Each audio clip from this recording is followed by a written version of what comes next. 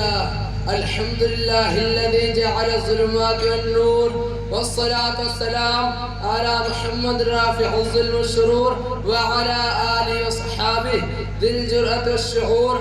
أما بعد فقد قال الله تعالى يا أيها الذين آمنوا إذا لقيتم فئة فاثبتوا.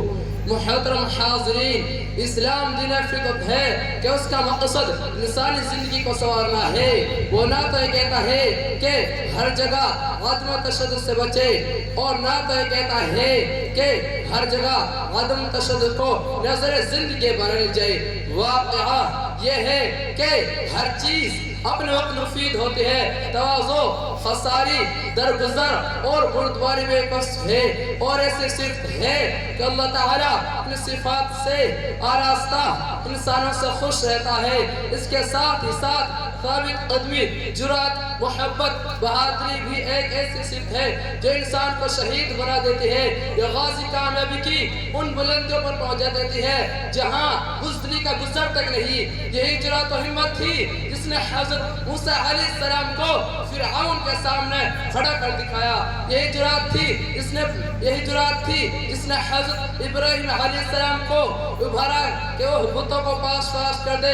یہی جرات تھی جس نے پیغمبر آخر الزمان جناب محمد رسول اللہ صلی اللہ علیہ وسلم کو مکہ کی سنگلاخ زمین پر کفار کے نرغہ میں اعلان حق کرایا. سوچے تو ذرا کہ اگر مسلمانوں میں جرات و ہمت اور جوامتی نہ ہوتی تو کیا وہ بدر میں 313 ہوتے ہیں 1000 کفار مقابلہ کیسے کر سکتے؟ کہ عزم و حوصلہ اور شجاعت و بصارت کا جذبہ حضرت خالد رضی اللہ عنہ اور حضرت ابو عبیدہ دیگر صحابہ کرام میں نہ ہوتا تو کیا وہ روما اور ایران تختہ الٹ سکتے؟ نہیں، 100 بار نہیں. قرآن جس طرح ان لوگوں کی حوصلہ افزائی کرتا ہے جو عفو درگزر سے کام لیں، جو غصہ پی جائیں، جو کسی کی گالی سن کر برداشت کر لیں، جو کسی کی غلطی معاف کریں، اسی طرح قرآن ان لوگوں کی بھی حوصلہ افزائی کرتا ہے جو خدا کی راہ میں پورے عزم کے ساتھ لگ جائیں. دشمن چاروں طرف سے گھیرے ہوئے ہوں، تیروں کی بارش ہو رہی ہو، پھر بھی مسلمانوں کو پشت کر بھاگنا نہیں ہے. ان لوگوں کی بڑی مذمت کی گئی ہے جو دشمن کے مقابلے سے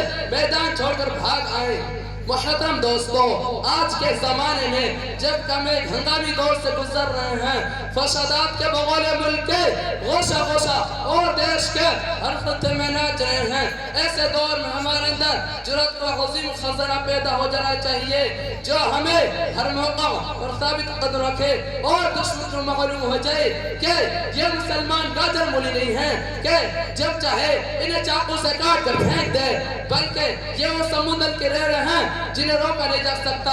یہ وہ تناؤ دخت ہیں کہ جنہیں باد و باران اور طوفان اپنی جگہ سے ہٹا نہیں سکتے. یہ وہ ان ستون ہیں جنہیں ہلایا نہیں جا سکتا.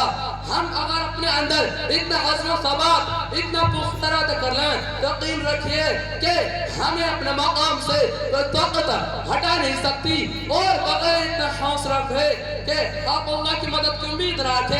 اگر بدر کے میدان میں 313 انسان عزم و حوصلہ کی چٹان نہ بن گئے ہوتے تو مکہ کی آہن پوش ہو جائے، مدینہ کی اینٹ سے اینٹ بجا دے دی. دعا ہے کہ اللہ تعالی ہم میں اور آپ میں ہمارے اسلاف کا عزم و ثبات پیدا کر دے. آمین. وما علینا الا البلاغ.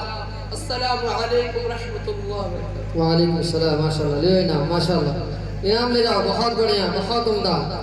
واقعی اور ہمت یہ بہت بڑی چیز ہے. بہادری اور ہمت نہ ہو تو ایک بالٹی پانی میں نہ اٹھ پائے. ایک بالٹی پانی میں اٹھانے کے لیے ہمت چاہیے، بہادری چاہیے. اگر جس